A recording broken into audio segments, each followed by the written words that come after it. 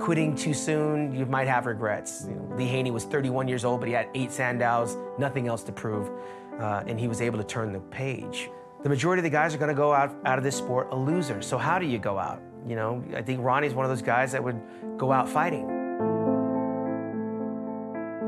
With Ronnie, win or lose, he was always the same, you know, and he's always been very humble like that. And, you know, I can appreciate who he is because that's what makes a champion, is someone that can stand on all stages and be thankful for every gift that they're given and indirectly affect a lot of people. I didn't want to see Ronnie Coleman get on stage in 2007. I didn't want to see him push and not get rewarded. It's hard to advise bodybuilders of that caliber what they should or shouldn't do because they are in control of their careers. But I think Ronnie Coleman did what was best for him. If there was a way for him to compete tomorrow or next week or this year, Ronnie Coleman, I don't think any of us would stop him from doing it. Thank God he's not a boxer because he'd probably be, you know, brain dead. People, they know the type of talent and they know how hard I worked and they know I put my all into it. You know, I don't have any regrets about it, you know, so. Everybody said, oh, what a shame. That's how we'll remember him. No. You'd remember the 8-time champ. Nobody remembers the 4th time. Nobody remembers Muhammad Ali last 2 or 3 fights being a shambles. They remember the king when he was on top. That's how they remember Ronnie. With that big smile and that personality, who's got time for everybody, who's never turned a fan down. I've never seen in a temperamental mood. So he's got a great legacy, as well as being the best bodybuilder of all time. He's one of the most loved, I'm sure.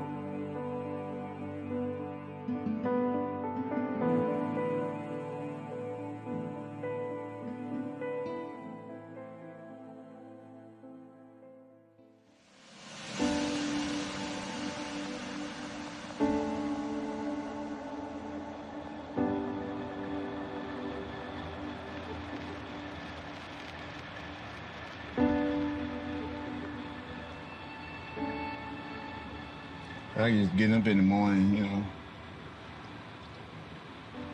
Take a minute for me to get going. They really used to it. Never get used to it. I've been here almost 30 years now.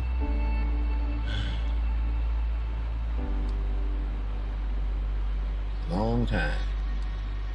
Yeah, when I first came here, it was hardly nothing here. Wasn't that many people or nothing. Now, man, it's just doubled in size. Just like that. All of them put up houses everywhere and do all kind of stuff. Make this place huge. I came to this city and this gym about the same time. Over 30-some years now.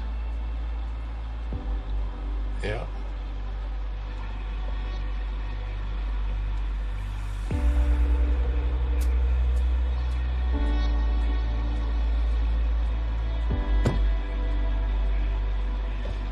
How you feeling, bro? Same old, same old. You? Another day at the office. Yeah. A little bit cooler this morning. Yeah, I was surprised. It was warm yesterday during the day. It was warm yesterday. I got up this morning, went outside.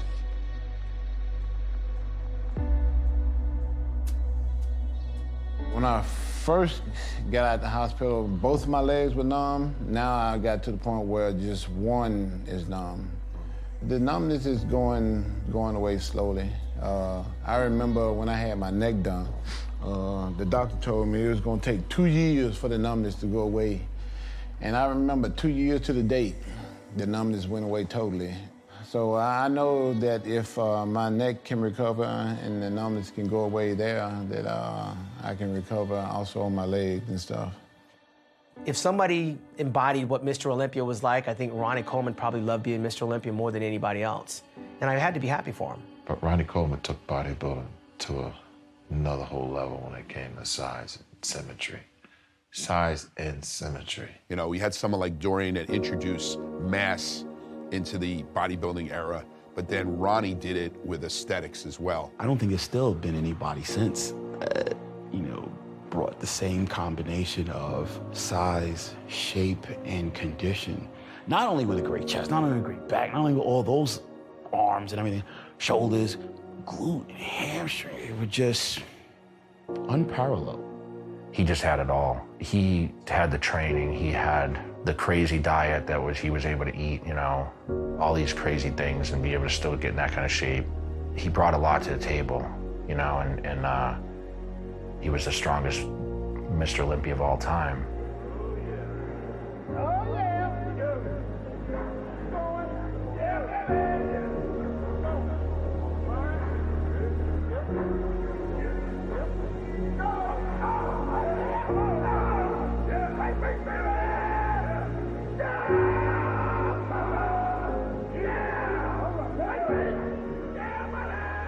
He was a beast, and you know, he set a new standard for bodybuilding, which, you know, came to my time, and I couldn't get as big as him. Phil Heath took over. He's not even close to big as Ronnie was. You know, they can't compare Phil Heath to Ronnie Coleman. Ronnie Coleman was challenged by Hall of Fame bodybuilders, and of course, in Phil Heath era, he's not. And I say this today, I still think that Ronnie Coleman at his best would still win the Mr. Olympia today.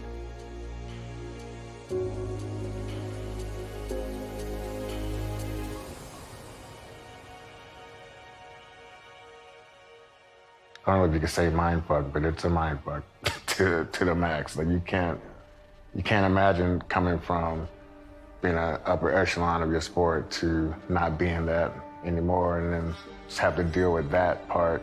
To be on the other side of that is pretty hard, you know. I won't lie, I cried the first time. You know, I mean, I never told him that or anything, but you know, seeing him like, you know, because to me, his strength was supernatural. I mean, it was so above and beyond everybody else's. You know, it was very, very hard to see that. You know, and especially when the hips went, and I mean, he had to use a walker and all that. That was tough for me. You know, and you know, he got down to, I don't know, 215 pounds probably at one point, maybe. You know, 220.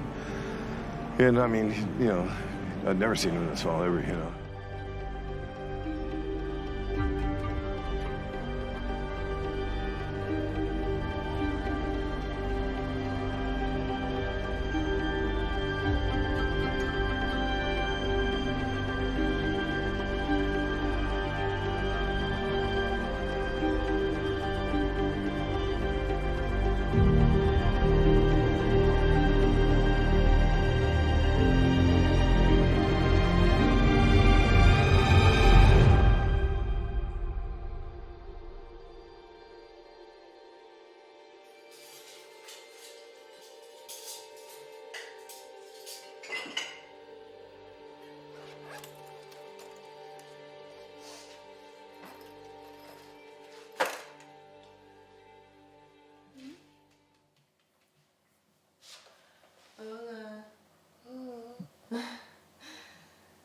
Wake up.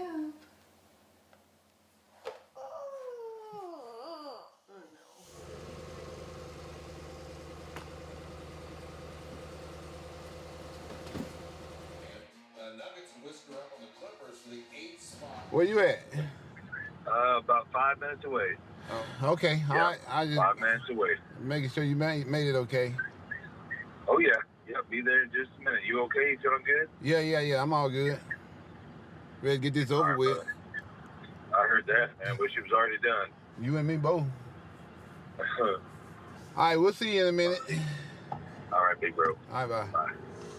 So this surgery's gonna last only like 3 hours, but the only thing about it is, instead of going through my back, because I've had so many back surgeries and I have so much scar tissue there, you're gonna have to go through the front now. In order to go through the front, there's all this stuff in the front, you know, to get to the back. So you gotta take out my intestines, you gotta take those out to get to the back.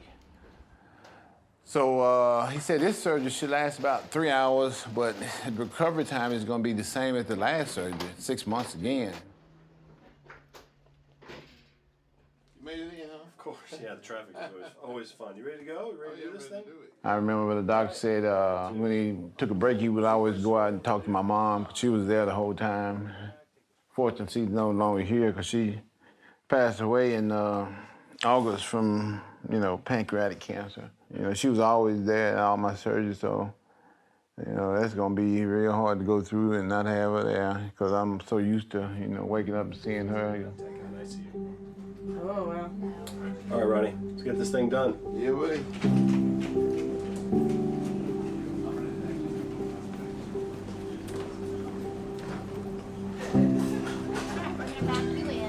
Okay.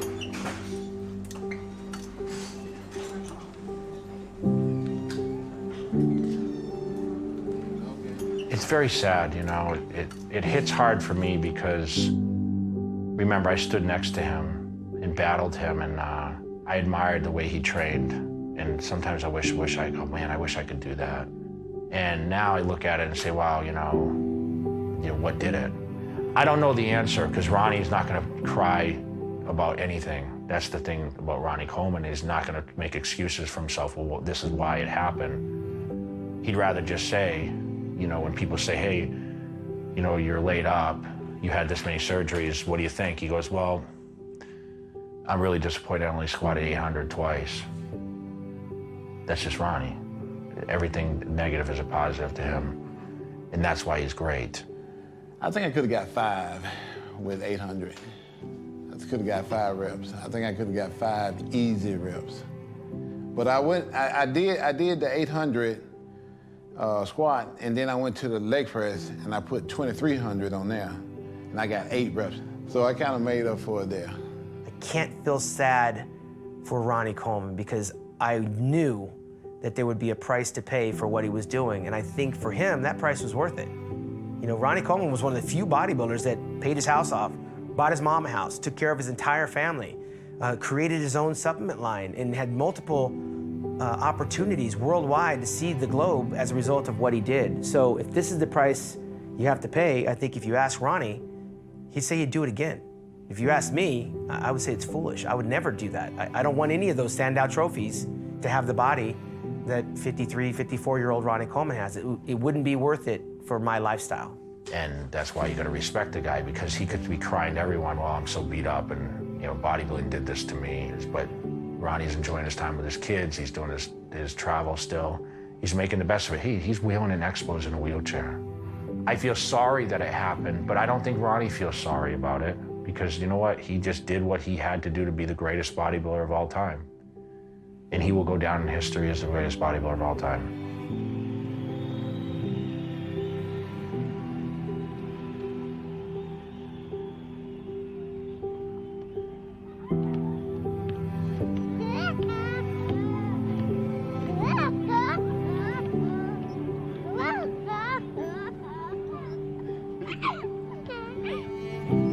Hold on tight, Layla.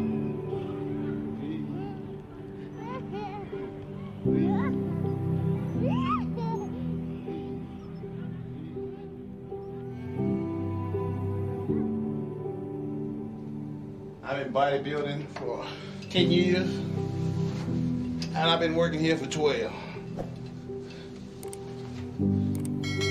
And the famous question is, why do you still work here? And you're Mr. Olympia, 2-time Mr. Olympia.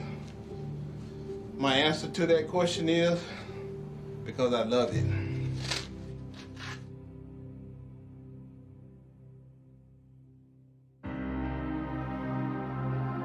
Nothing gonna stop me. Nothing. Like Ronnie